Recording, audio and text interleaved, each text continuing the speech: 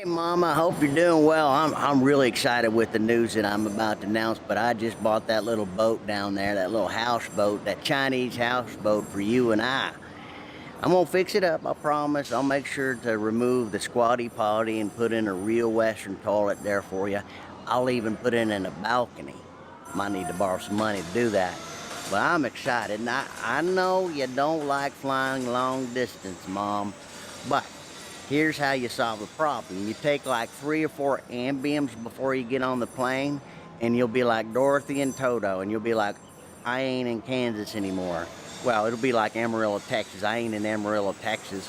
You'll be in Chongqing. You might have little bed sores on your behind from sitting the whole time, but you'll be fine, Mom. Just come on out and visit me.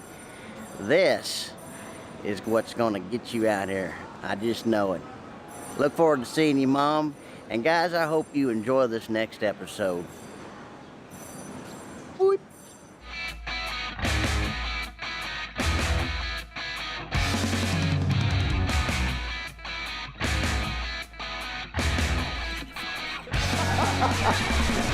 That was definitely the end of it. Hi, Mom.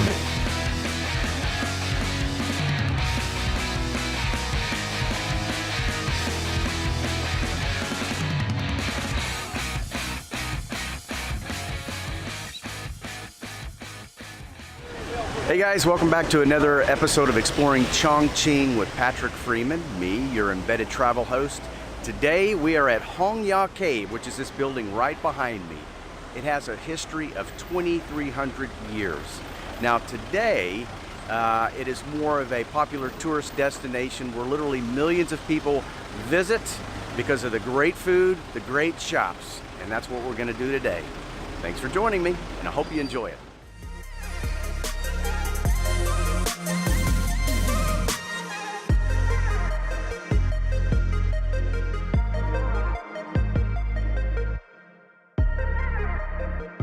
I bet you never thought you'd find a rock that's worth $2,222. Well, that's what this is worth.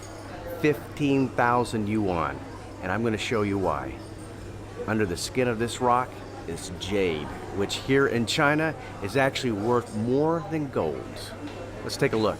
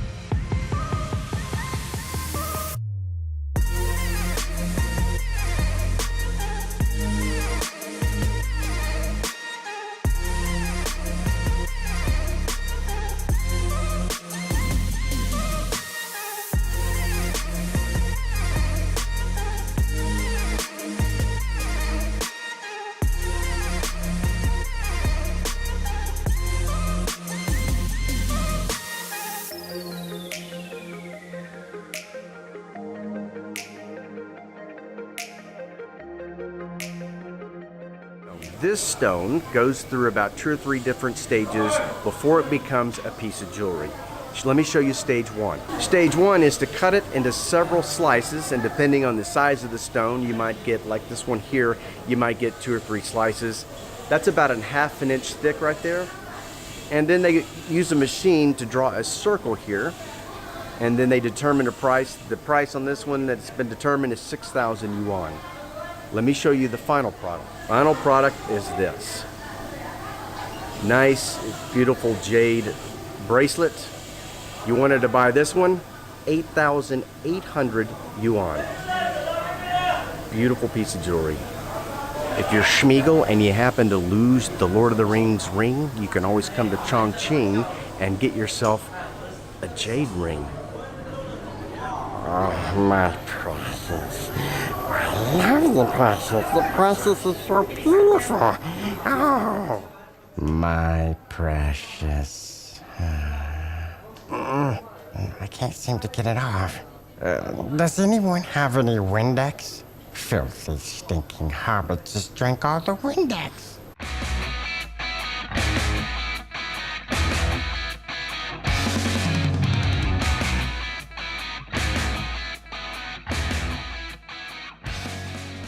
Guys, the second place that I wanted to show you, and I was here a couple of weeks ago, is an artist here in Hongya Cave, and I'll show you some of his work, but just beautiful work.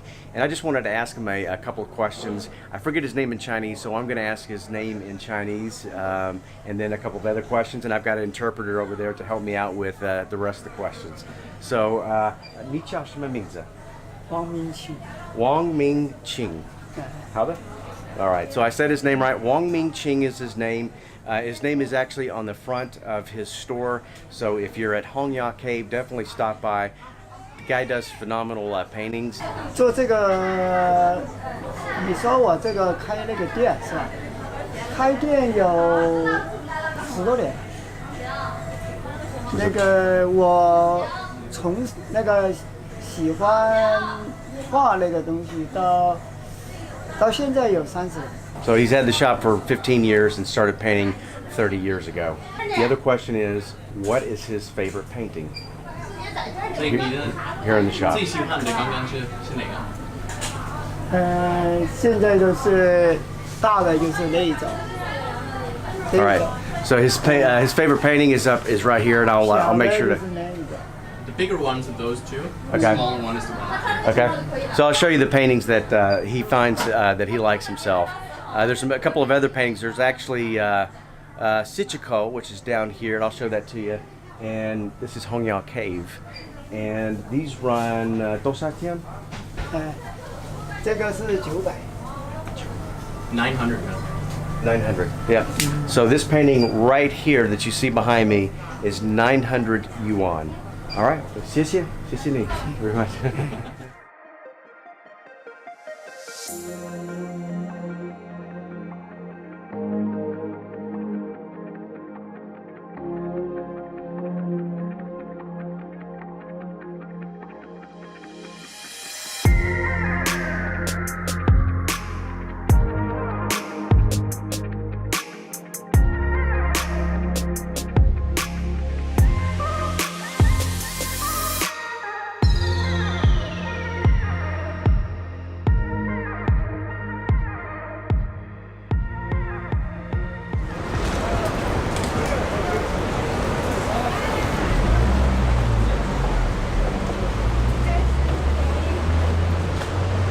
Oh my God, Myrtle, did you see that? There's a DQ in Chongqing. I would have never thunk it. I'm just so excited.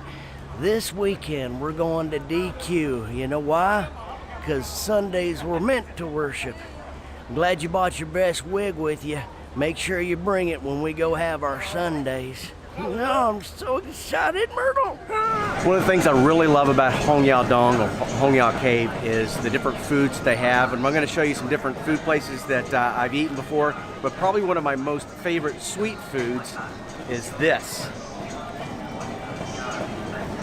Unbelievable. It's called peach slices, and to me it tastes like cotton candy, like a very light version of cotton candy, but kind of doughy.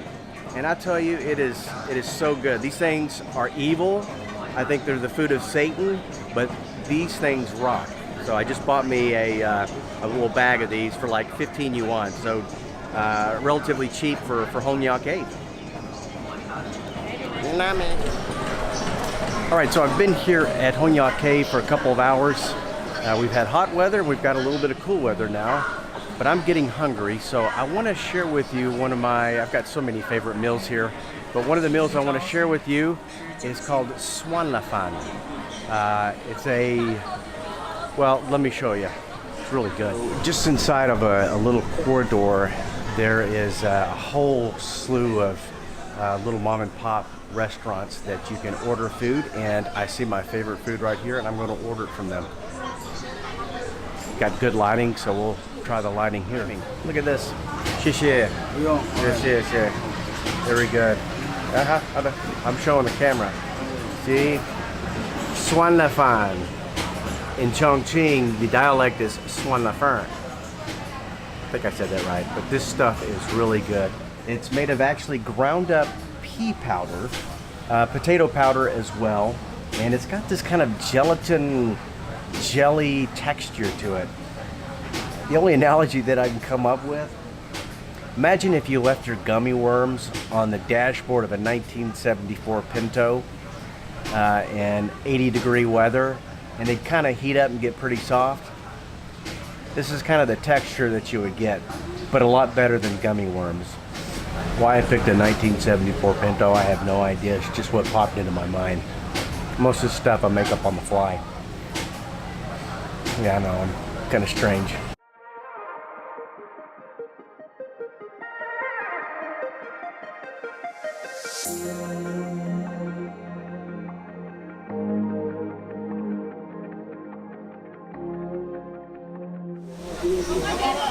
Yes, you guessed it, that is a statue of a boy peeing.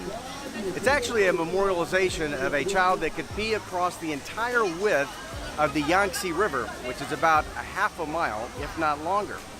Very talented child. Unfortunately, Tiny Wang, as he was known, died in electrocution the next day when he peed on an electric fence. However, he's memorialized here, and like many people, like this young girl, you can get your picture with Tiny Wang as he pees. This is the kind of fun we have in Chongqing, people. You gotta come visit.